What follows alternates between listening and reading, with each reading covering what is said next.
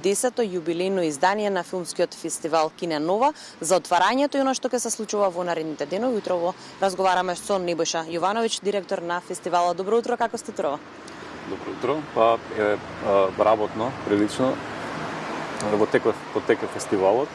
Така, честитки најнапред за јубилејот, 10 години Кина Нова. Како помина отварањето и што ќе се случува во наредните денови? Благодарам најпрво за поканата и благодарам што ја покривате културата. Фестивалот започна пред 2 дена. Фестивалот го започнавме во Македонската опера и балет.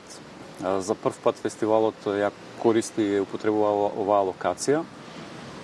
Всушност направивме кино за прв пат во овој објект и можам да кажам дека од секој аспект сум навистина задоволен. Беше едно грандиозно и величествено отворање на фестивалот со многу меѓународни гости и особено се радувам што ја наполнивме Македонската опера и балет, каде што беа нашите лауреати, ги доделивме наградите за особен придонес и за животно дело. На отворањето, како што знае целата јавност, беше прикажан хрватскиот филм Изгубениот сон на тимот од Соништата, веќе познатиот хрватски филм. Гостин беше и режисерот Јуре Павловиќ, кој што го представи филмот и беше за публиката достапен за прашања и одговори. Инаку филмот е дел од главната натпреварувачка програма, која што можам да ја образлажам. Имаме во главната програма 6 филмови вкупно, 6 остварувања од целиот свет, би рекол. 3 документарни филмови и 3 играни филмови, освен Изгубениот сон на тимот од Соништата на Јуре Павловиќ. Имаме уште два документарни филмови, тоа се Јохацу, оригиналниот наслов, или Со малку воздух на Андреас Хартман и Арата Мори. Тоа е еден интересен режисерски тандем, јапонец по потекло и германец.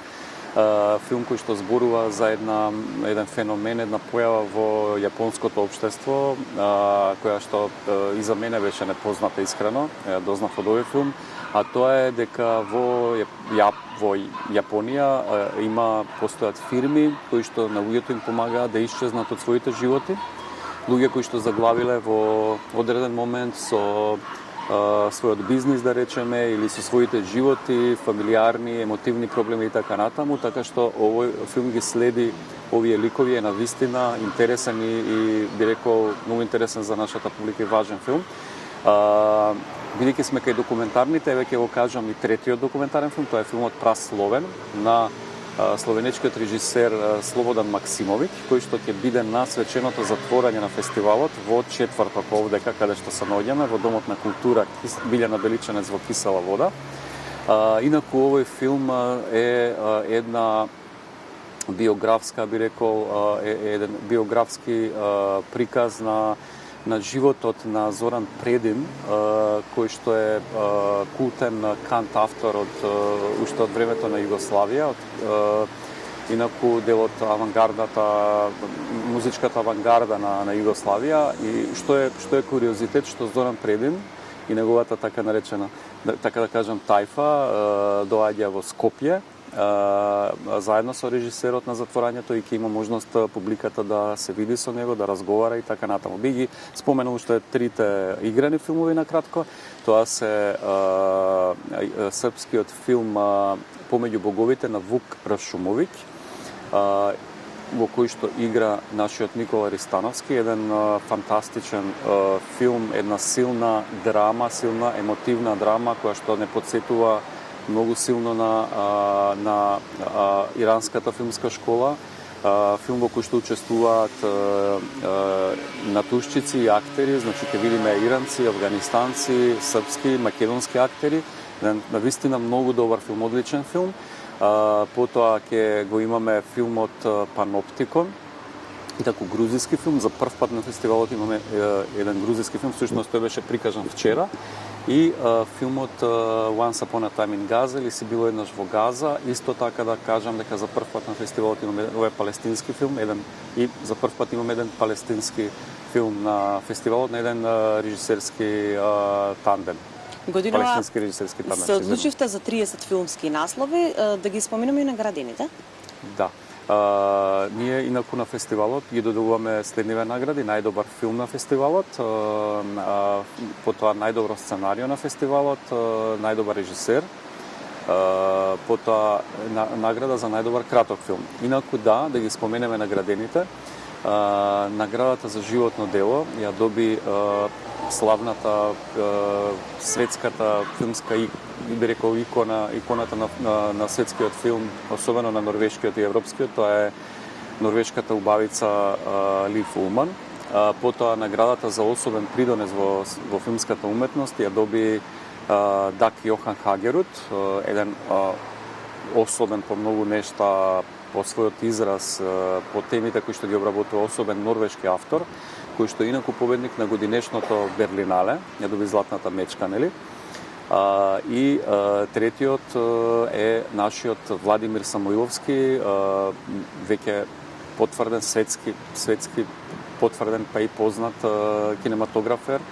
И навистина се радувам што и оваа година и Македонија, представник на македонската кинематографија добива вака висока награда. Навистина богата филмска програма. Беше ли Така. предизвик да се организира годинава 10-то јубилејно издание на Кина Нова? Можам да кажам дека беше огромен предизвик, навистина, долга и макотрпна работа, бидејќи пред се работиме во прилично тешки услови, импровизирани, можел да кажам, бидејќи во градот е девастирана киноинфраструктурата, значи едноставно познато е во јавноста дека скори да не постојат локации соодветни каде што може да се одржува еден голем филмски фестивал. На среќа го имаме овој објект прекрасен во Кисела вода, Домот на култура Билјана Беличанец и киното Киноверзум, кое што нели ни не угостува, и тука освен отворањето тука се случува фестивалот. Така што навистина беше предизвик да се организира ова 10-то јубилејно издание, бидејќи ни требаше еден голем објект, да направиме едно големо кино кое што во моментов не постои во Скопје, и се надевам и верувам дека во иднина тоа ќе се смени, во блиска иднина. Така што да, мислам и покрај ограничените материјални услови и финансиски беше голем предизвик да го направиме во оној обем и со она амбиција која што ја имавме.